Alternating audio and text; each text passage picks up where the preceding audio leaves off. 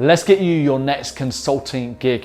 Hey, what's up guys? This is Pete here. Super excited to share this video with you. Make sure you got a pen and notepad handy. You know what, forget it. Just write in the comments. Guys, let's do this.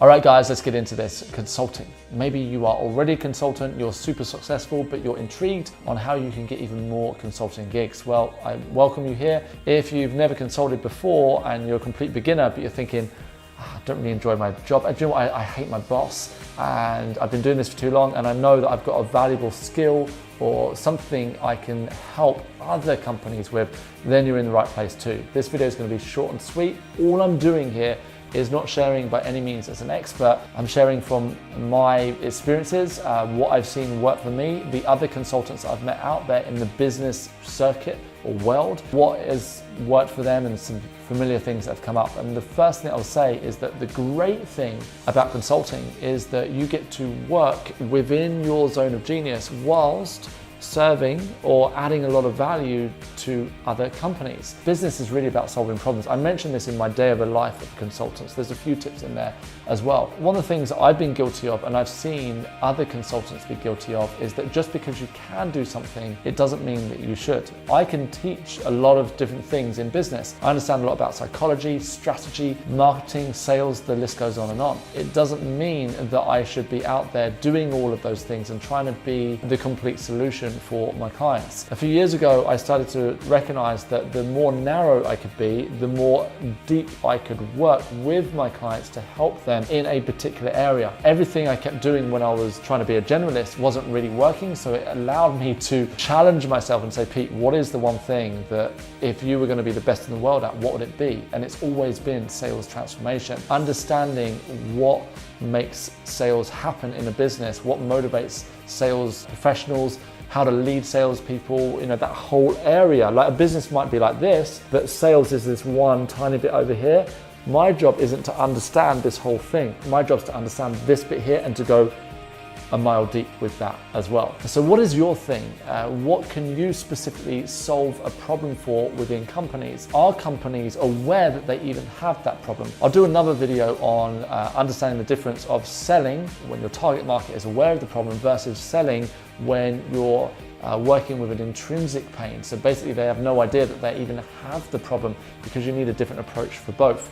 The chances are right now, if you're not consulting already, there will be something that you do, something that you are great at, and you don't need to start off as the best in the world. But my next piece of advice for you would be to set a vision, even though you may not achieve that vision, but to set a vision of saying, I will become the best in the world at solving this one specific problem. By doing that, then you obsess over it. The reason why when I started off, I didn't start off with what I should have done, which was to go in as a sales transformation specialist, so purely focusing on that, was because I wanted variety. I said, I don't want to picture myself and get stuck just being the sales guy. But little did I know, sure enough, I got some gigs, it was fine, but it wasn't transforming my life, or it wasn't giving me enough work to create a sustainable business.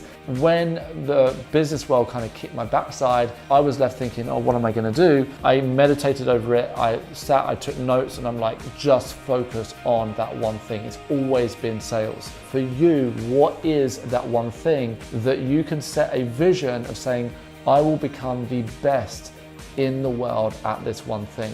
And if you think about it, the people in the world who become successful at anything, not just consulting, it's not because they can do everything, it's because they've become the best at that one thing. So once you've got this established, the next thing is to choose the ponds that you wish to fish in. I have a belief that you want to grow where you've been planted. I meet people quite regularly who tell me about this great consulting business that they want to start or this particular problem that they want to solve. And I ask them, do you have any experience in that industry? And they look at me with a blank stare and say, well, not really. Okay, this is a problem straight away, because if you're going into an industry where you have no experience, you can't talk the talk, you can't walk the walk, you're already giving yourself unnecessary objections. I'm not saying that it won't work. I'm just trying to think a little bit logically here that wouldn't it be better growing where you've been planted? So that means that wherever you have experience already, you can start by working with that industry. So when I decided full throttle that I would become a sales transformation specialist, purely focused on that one thing, I also picked to work with an industry that I understood, I'd worked in from the bottom up, and I'd made differences, and I'd seen and tested my methodologies. And it was the health and wellness, the gym and the spa industry. So it was all around that kind of health and wellness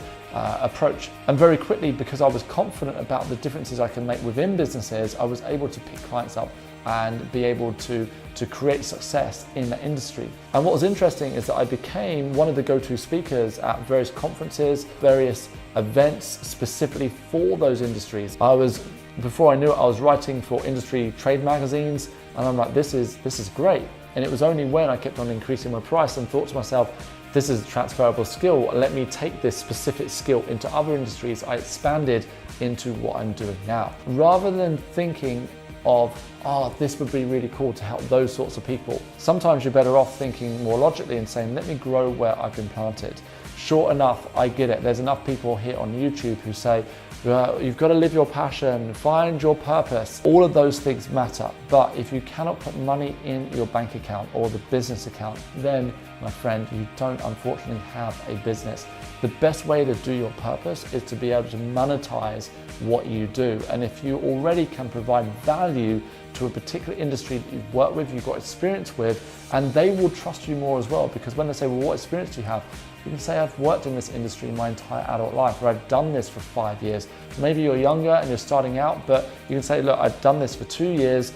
I've experienced the problems myself. We've actually faced these problems with companies that I've worked in. I've been able to implement my methodologies, and we've seen a fantastic result. Now, it depends where you are in your career and how you want to go about this. I'm only sharing how I started, particularly with spas and gyms. I'm going way back to 2010, maybe 2011.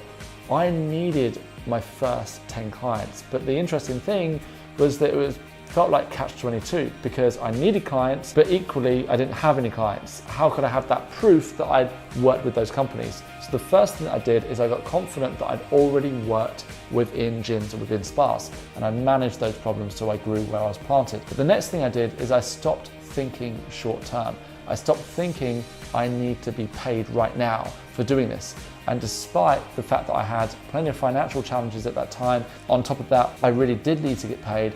I was like, hold on, why don't I go out and speak to spas and gyms, and rather than try and pitch to them what I can do and how much I'm worth, why don't I instead go in purely to help them and say, look, I want to come in and help you to increase your sales, and only if we hit an agreed result, then do you pay me. I went from having quite challenging, difficult conversations and not getting anywhere to being able to pick up 11 clients, not just 10, for some reason it was 11, within the space of like 4 or 5 weeks. So I went from no clients to 11 clients in basically a month, right? So imagine what that would do for you if you could pick up 10 clients in even like 90 days. Would that be incredible? All I asked for in exchange was, number one, if they hit the result that we agreed, then they would pay me an agreed amount. The second thing is that I said, once you've hit that agreed amount, will you do a video testimonial, and can I put your logo on my website and then provide that with your review? And they all obliged. And to be fair,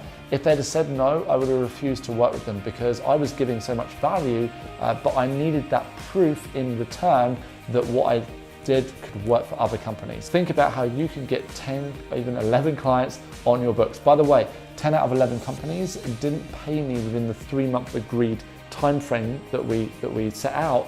They actually paid me within 3 weeks, so they got the result rapidly. So that validated that my methodologies didn't just work when I was an employee, they also worked when I was a consultant. Now, for this video, the final bit of advice I want to share with you is really the peak of the triangle.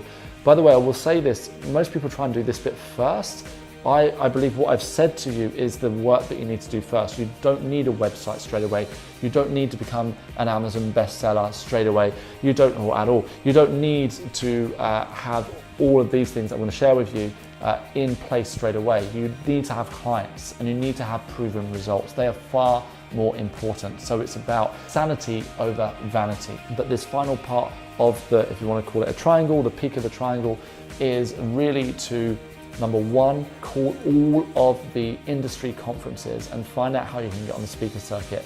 Do it for free. Let me repeat, do it for free. And the reason why I say that is because at the beginning, it is about building your reputation, building your brand, and get a videographer in there, film it yourself if you need to, take photos, and you can use that as PR. Get on the stages within your industry. That is key to success.